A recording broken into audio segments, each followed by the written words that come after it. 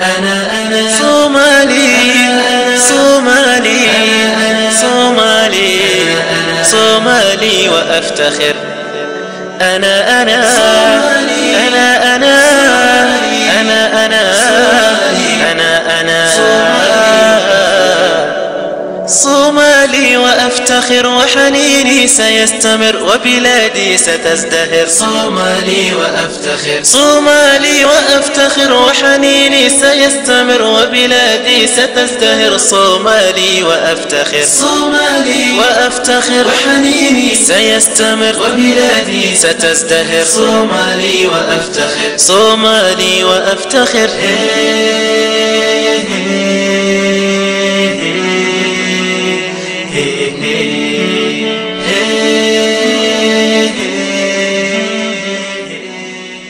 iminka waxaan joognaa macradkii Soomaaliya ee kutubada taariikhda Soomaaliya lagu soo bandhigayay. waxaana la fadhiyo madaxa qaybta Soomaaliya Dr. Maxamed Shiil. ugu horeyn bal waxaad ka warantaa soo bandhigista kutubta Soomaaliya ee aad uga qayb gasheen sanadkan oo ahayd markii ugu horeysay. bal dareenkiina sidoo yahay iyo sida aad uga qayb qaadateen bandhigan. bismillaahir rahmaanir rahiim. Hadalaad baad mahadsan tahay. marka hore waxaan rabaa inaan u mahad celiyo ama aan salaamo shacabka Soomaaliyeed meel kasta ay joogaanba. marka labaadna aan u mahad celiyo mataqaanaa wasaaradda agaasimaha guud ee wasaaradda thaqaafada ama tacliinta sare Mr. Ismaaciil oo ficlan fududeeyay mataqaanaa fiisooyinka iyo safaaradda Masar ee mataqaanaa rasuul caam safaaradda Masriya fi Soomaal. haddaan u soo dhaadhaco saad ogtihiin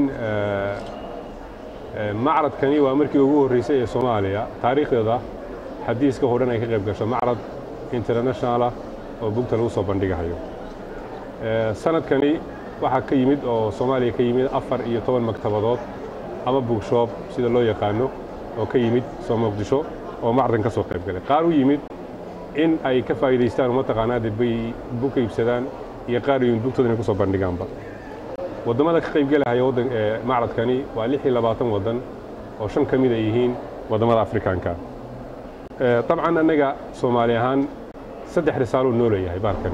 risaalada koobaad waxay ahayd mid ku socota caalamka oo ah Soomaaliya sawirkii lahaan jirtay majaacada ahaa ee gaajada ahaa ee burcabadeeda ahaa ee qarxiska ahaa ee fulaanka lahaa in ma garanaysa ay jiraan sawir kale oo ka duwan oo wax soo saar leh oo ibdaac leh oo mataqaanaa caalamka la tusi karo dadka Soomaalidu inay wax sameyn karaan. ka labaad ee mataqaanaa asagana risaalada waxay mid gudaha oo dadka maktableyda ee Soomaalida ama bookshobyada iska leh ama maktabadaha kale Soomaaliya in iyaga laftoodii la tusi karo inay caalamka la tartami karaan, waxa ay soo saareen ay bandhigi karaan, suuqa caalamka ay geli karaan. ileen buugga marka laga ganacsanayo laba siba waa loo fiiriyaa. mar waxa loo fiiriyaa jaanib thaqaafiya iyo mataqaanaa akhris iyo faa'iido uu leeyahay. qofka buuggan iibinayna waxaa laga fikiraa wax la yiraahdo jaanib leeyahay tijaariga. marka jaanibka tijaariga inuu ma garanaysaa qofkii uu caalamka kale wixiisa ka iibin karo, waxa asaga u baahan yahay inuu ka iibsan karo. iyo fariinta saddexaad oo ahayd mataqaanaa bal sidii loo xoojin lahaa iyadana calaaqada ka dhaxaysa qofka Soomaaliga iyo mataqaanaa buugga ka dhaxaysa. runtii macnaha annaga waxay noo tahay farxad weyn. ummadda Soomaaliyeed ee mataqaanaa meel walba joogtana waxay u tahay farxad weyn iyo guul weyn in shacabka Soomaaliyeed sawir wanaagsan iyo picture wanaagsan laga bixiyo. waa maalin walba waxaa noo yimaada dad zuwaara oo aad u fara badan baa noo yimaada. qof buug naga iibsaday qof xaaladda Soomaaliya iyo mataqaanaa na weydiiyaba ay iskugu jiraan. marka taasna waxaan leenahay waa guul shacabka Soomaaliyeed ay iska leeyihiin weeye. marka intaasaan ku soo gabagabeyn hadalada.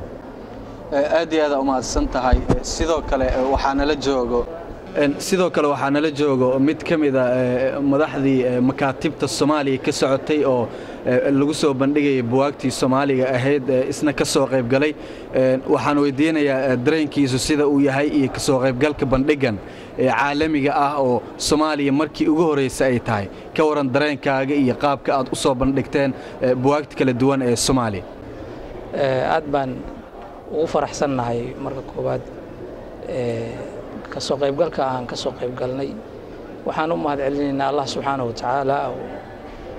marka labaadna waxaan u mahad celinaynaa oo halka noo fududeeyay inaan nimaano ururka aan ka mid ka nahay oo Itixaadu Naashiriin Carab.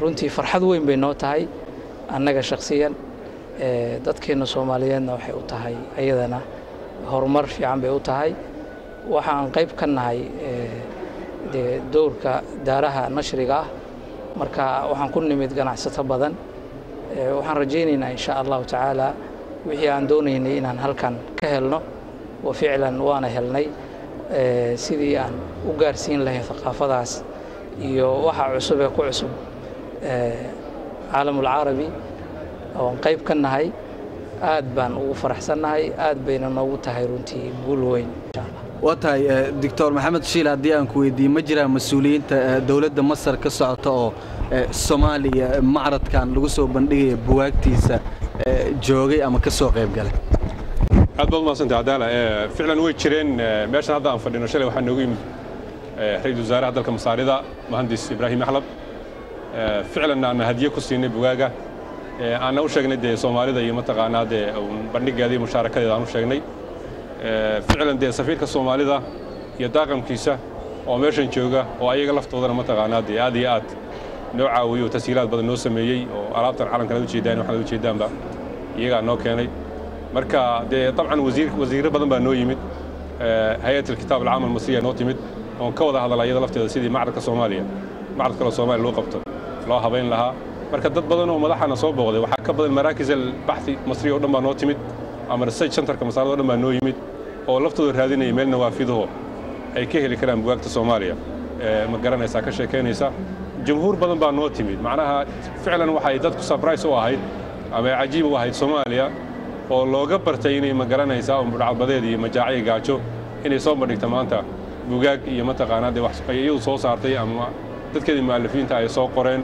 ama iyadii mataqaanaa daarahooda soo daabaceen in meesha lagu soo bandhigo dadku waxay lahayd mataqaanaa shay cajiib ah fadliga Ilaahay subhanahu wa ta'ala kadibna waxa iska leh sida uu sheegay mataqaanaa ustaadka mudiir daar al-ma'rifa ittixaad an-naashiriin Soomaaliyiin oo soo qaban qaabiyay oo keenay dadkan Soomaalida ee meeshan jooga ee ganacsatada ah inay yimaadaan tasiilaadkeedina ay bixiyeen wasaaradda agaasimaha wasaaradda thaqaafada ay bixiyeen bismillahir rahmaanir rahiim alxamdulillahi rabbil aalamiin wa sallallahu ala nabiyyina muhammad wa ala alihi wa sahbihi wasallam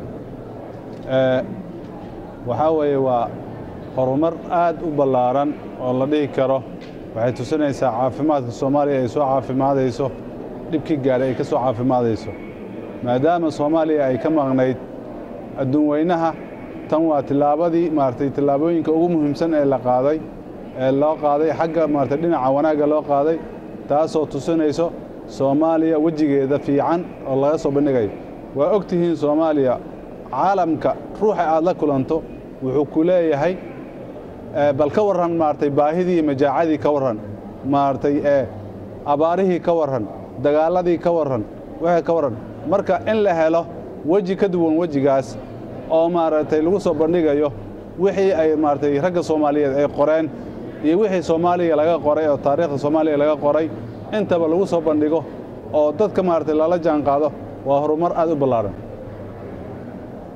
waa tahay ka waran kitaabta kala duwan ay soo bandhigtay makaatibta kala duwan ee Soomaaliya oo qayb qaadanayaan bandhiga